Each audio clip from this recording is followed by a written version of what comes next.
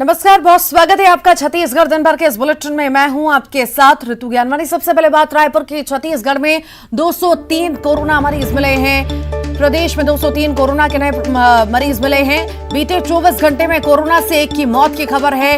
रायपुर में 51, दुर्ग में 39, राजनांदगांव में 36 केस। बीते 24 घंटे में 116 मरीज डिस्चार्ज भी हुए हैं।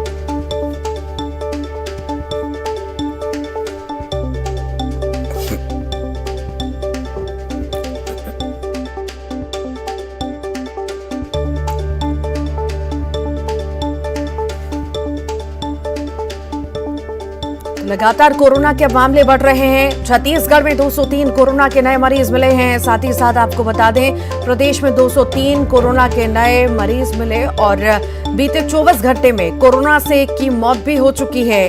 रायपुर में 51, दुर्ग में 39, राजनांदगांव में 36 केस मिले हैं।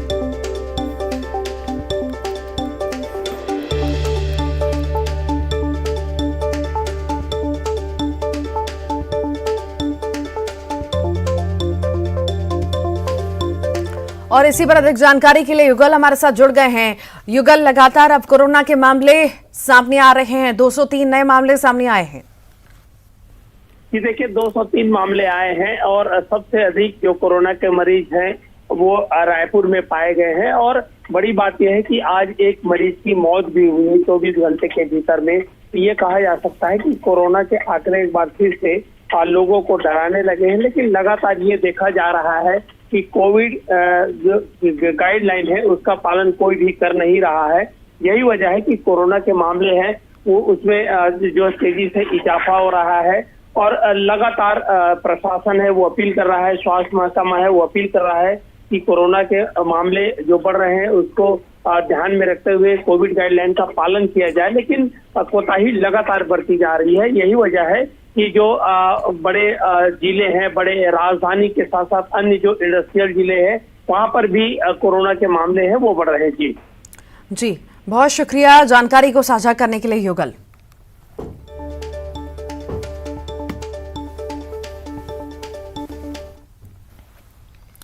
और आपको बता दें कि बड़ी बैठक रायपुर में हुई है कांग्रेस की। इस बैठक में सीएम भूपेश बघेल, प्रदेश प्रभारी पीएल पुनिया और पीसीसी चीफ मोहन मरकाम भी शामिल हुए।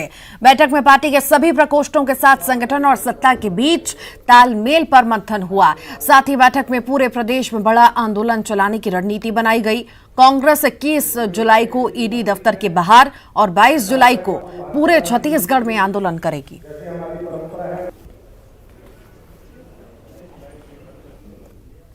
हमारे राष्ट्रीय अध्यक्ष श्रीमती सोनिया गांधी जी को 21 तारीख को उन्होंने बुलाया है और इंटरोगेशन के लिए। वो कितने दिन चलेंगे ये हमें कुछ पता नहीं है। तो उसी के विरोध स्वरूप 21 तारीख को ईडी ऑफिस के सामने धरना होगा और 22 तारीख को हर जिला मुख्यालय पे इस पे धरना दिया जाएगा। सब जगह पूरी जोर शोर के साथ में ये कार्यक्रम आयोजित किया। केंद्र में बैठी भारतीय जनता पार्टी की जो सरकार है, केंद्रीय एजेंसियों को इस ढंग से दुरुपयोग कर रही है। अभी लोकसभा सत्र चल रहा है और हमारी सम्मानीय राष्ट्रीय अध्यक्षा है और सांसद भी हैं, लोकसभा में भाग लेना नहीं देना चाह रही है और 21 तारीख को फिर से ईडी बुला रही है। तो उसके विरोध में हम हर प्रदेश मुख्यालय में हम बृहद धरना दे रहे हैं और केंद्र सरकार को चेता रहे हैं कि आप जो गुरूर है, जो घमंड है, जिस ढंग से एजेंसियों का दुरुपयोग कर रहे हैं उसका दुरुपयोग बंद करें, हमारी मांग है। छत्तीसगढ़ के कई जिलों में बारिश का दौर जारी है। नारायणपुर में बारिश की वजह से नदी नाले उफान पर आ चुके हैं। सड़क पर बाढ़ का पानी होने की वजह से जिला मुख्यालय से अबूझमाड़ का संपर्क टूट चुका है। तो वहीं धमतरी में बारिश की वजह से नाले उफान पर हैं। धमतरी के अर्जुनी थाने में एक बार फिर बारिश का पानी भर गया। कवर्धा में बारिश की वजह से पुलिया बह गई, जिसकी वजह से वाहनों की आवाजाही प्रभावित हुई। तो वहीं कोंडागांव में भारी बारिश की वजह से जलभराव हो गया। हर तरफ पानी ही पानी नजर आ रहा है। तो वहीं सुकमा में बाढ़ की पानी में कुछ लोग फंस गए, जिन्हें रेस्क्यू कर बाहर निकाला गया।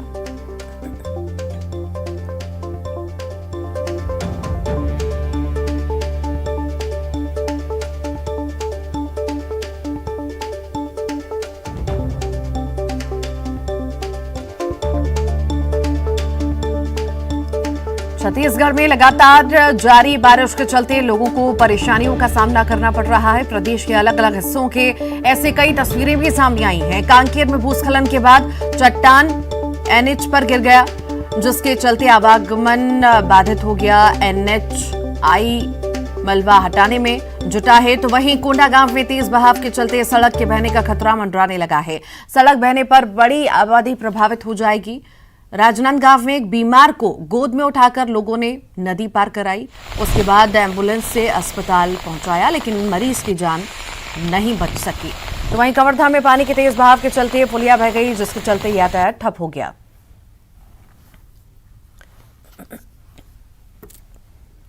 जांजगीर चांपा में अपने माता पिता के साथ नदी में गिरे मासूम का शव बरामद हुआ है। एसडीआरएफ की टीम ने मासूम के शव को नदी से निकाला।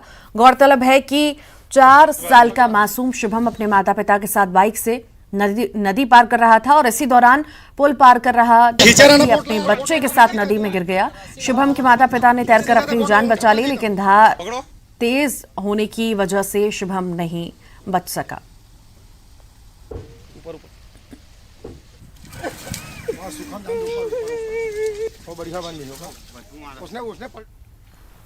और इसी बीच बड़ी खबर दुर्ग से है, जहां पर पार्षद के खिलाफ एफआईआर हुई है। भिलाई निगम के पार्षद योगेश साहू पर एफआईआर हुई है। सरकारी काम में बाधा डालने का आरोप लगा है। निगम के सहायक प्रभारी अभियंता ने शिकायत की है। आलोक पसीने की रिपोर्ट पर एफआईआर दर्ज की गई है। पुलिया का निरीक्षण करने पहुंचे थे सहायक अभियंता। निरीक्षण के दौरान पार्षद ने दुर्व्यवहार किया था। दुर्व्यवहार का वीडियो भी सामने आया है।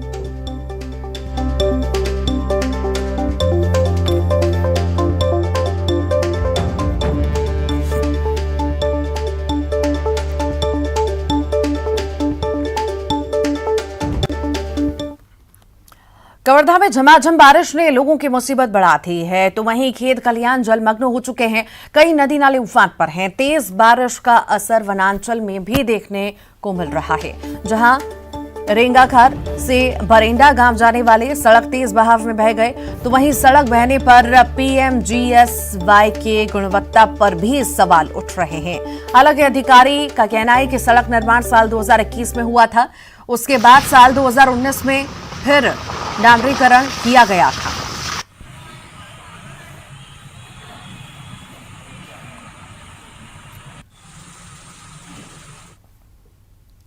धमतरी में बारिश की वजह से नदी नाले उफान पर हैं और नाले का पानी पुल पर चढ़ गया है। यहां लोग जान जोखिम में डालकर पुल को पार कर रहे हैं, जिससे कभी भी कोई भी बड़ा हादसा हो सकता है। आपको बता दें कि कुछ दिन पहले यहां पानी के तेज बहाव में बहने से एक युवक की मौत हुई थी। इसके बाद भी लोग हादसे से सबक नहीं ले रहे।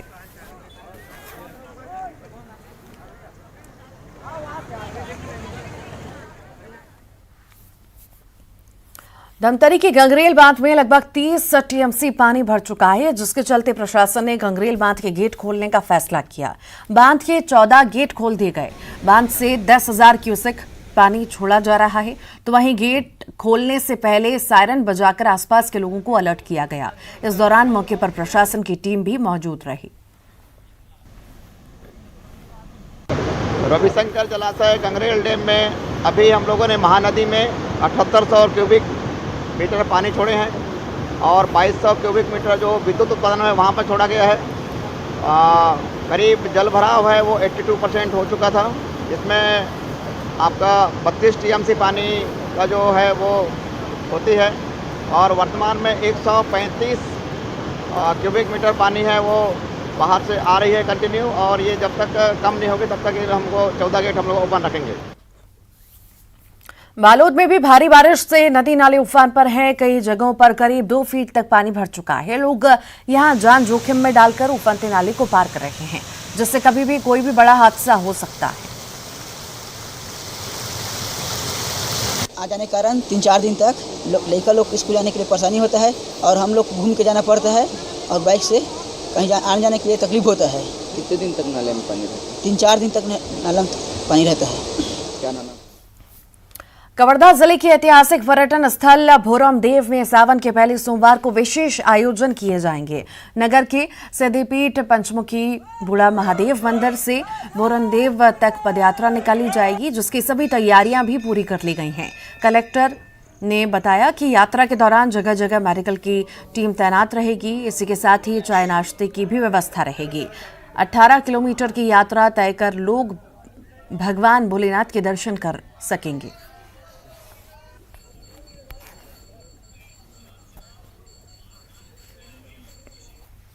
बलरामपुर के बीहड़ क्षेत्र में बसे बचवार गांव में पहली बार स्वास्थ्य विभाग की टीम पहुंची।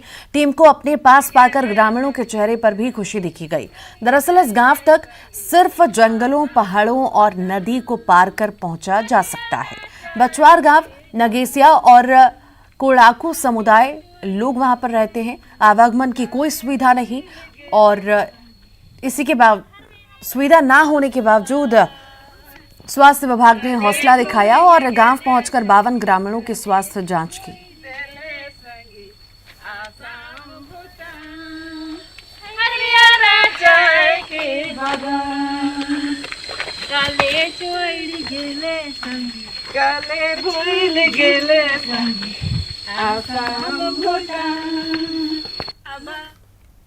कांकेर जिले में तेज बारिश का दौर थमने का नाम नहीं ले रहा। लगातार हो रही बारिश से भूस्खलन का भी खतरा बढ़ चुका है।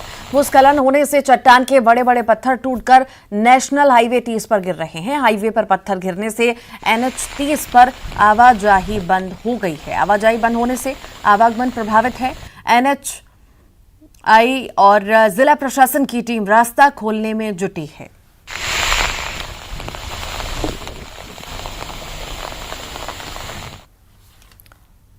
धमतरी जिले के अर्जुनी थाने में एक बार फिर से बरसात का पानी भर चुका है। थाना भवन तरबतर हो चुका है। बंदी गृह, मालखाना और TI चैम्बर सब जगह बरसात का पानी ही पानी नजर आ रहा है। सभी कमरों में 1 से 1.5 फीट तक बरसाती पानी भर गया है। बारिश के सामने पुलिस लाचार नजर आ रही है, तो वहीं थाना भवन में पानी घुसने से कामकाज भी ठप है।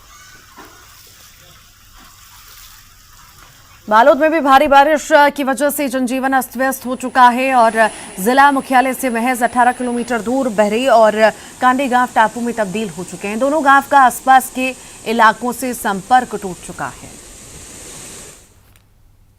रायगढ़ के धर्मजयगढ़ इलाके में हाथियों का उत्पात जारी है। हाथियों के दल ने कई घरों को नुकसान पहुंचाया। गौरतलब है कि धर्मजयगढ़ इलाके में 15 हाथियों का दल घूम रहा है और इसी दौरान 12 से तोड़फोड़ और नुकसान पहुंचाने के मामले भी सामने आए हैं। कोरबा में एक अजगर ने एक बिल्ली को अपना शिकार बना लिया। मामला कोरबा के सिंचाई कॉलोनी का है, जहां अजगर ने बिल्ली को घंटों जकड़े रखा। लोग बिल्ली को अजगर के चंगल से छुड़ाने की घंटों कोशिश करते रहे, लेकिन वो नाकाम रहे। बिल्ली को जकड़कर उसकी जान लेने का ये वीडियो भी अब वायरल हो रहा है। कल सजेगा न्यूज 18 का सबसे बड़ा मंच राइजिंग छत्तीसगढ़, जहां बात होगी प्रदेश की और बात होगी राजनीति की। आपके सवाल होंगे और चर्चा करेंगे आपकी उम्मीदों की। राइजिंग छत्तीसगढ़ के मंच पर होंगे पक्ष और विपक्ष एक साथ। हर क्षेत्र की दिग्गज हस्तियां भी होंगी मौजूद। राजनीति से परे राज्य हित पर होगा मंथन। सूबे के भविष्य के साथ वर्तमान की भी होगी बात। तय करेंगे राइजिंग छत्तीसगढ़ का एजेंडा।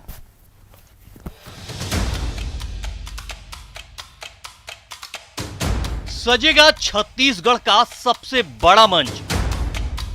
सबसे बड़े मंच पर जुटेंगे सबसे बड़े दिग्गज, जहां होगी नवा छत्तीसगढ़ गढ़ने की बात।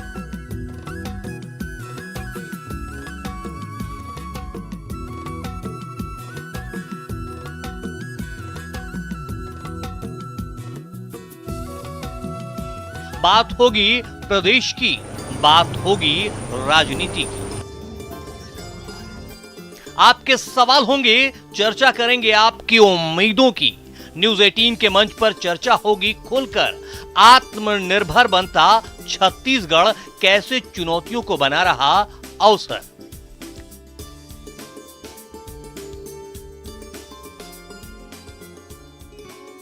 इस मंच पर विपक्ष की तरफ से होंगी बड़ी हस्तियां, बदलती सियासत पर रखेंगे दिग्गज अपनी बात। न्यूज 18 नेटवर्क का सबसे बड़ा मंच, जहां होंगे पक्ष और विपक्ष एक साथ। हर क्षेत्र की दिग्गज हस्तियां भी होंगी शामिल। शिक्षा, स्वास्थ्य और सुरक्षा से जुड़े मुद्दों पर होगी बात। करेंगे विकास की रूपरेखा तैयार। कैसे छत्तीसगढ़ आत्मनिर्भरता की राह पर आगे बढ़ सकता है, राज्य के विकास के लिए क्या रणनीति है, पर्यटन, धर्म और आध्यात्म के क्षेत्र में राज्य में क्या और कितनी संभावनाएं हैं, राज्य के विकास और खुशहाली के लिए किसके पास क्या प्लान है, बस्तर के विकास के लिए, नक्सलवाद के अंत के लिए किस तरह की योजनाएं और सोच है। इन तमाम बड़े सवालों के जवाब राइजिंग छत्तीसगढ़ के मंच से राज्य की जनता को मिलने वाले हैं। इस मंच पर मुख्य अतिथि के तौर पर प्रदेश के मुख्यमंत्री भूपेश बघेल के साथ ही तमाम हस्तियां मौजूद होंगी। राइजिंग छत्तीसगढ़ के मंच पर 2023 के संग्राम से पहले दिग्गजों की सबसे बड़ी सभा होगी। न्यूज 18 के इस मंच पर 3.5 साल में सूबे में हुए विकास पर सीएम भूपेश बघेल से होंगे सवाल। उनसे जानेंगे सूबे के समग्र विकास के संकल्प के साथ कैसे नवा छत्तीसगढ़ गढ़ रही है भूपेश सरकार।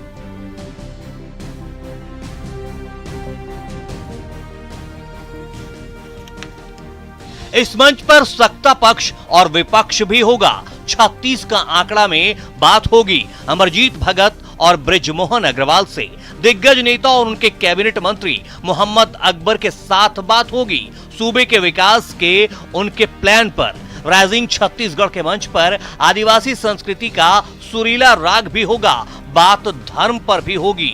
पूछेंगे सियासत में धर्म कितना जरूरी, बीजेपी के धर्म बड़े गरम आखिर क्यों, बताएंगे बीजेपी के प्रदेश अध्यक्ष धर्मलाल कौशिक।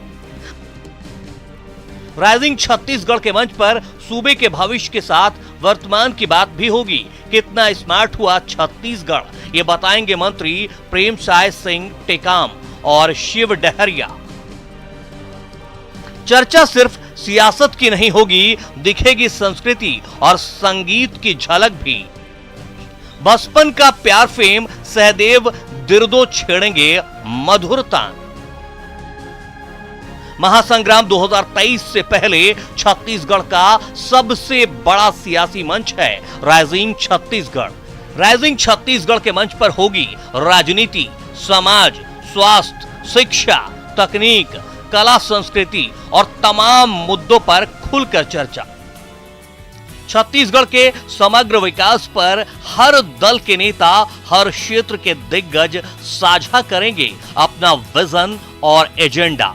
तो एक बार फिर आप हो जाइए तैयार सबसे बड़े मंच से छत्तीसगढ़ के सबसे बड़े सवालों के जवाब पाने के लिए।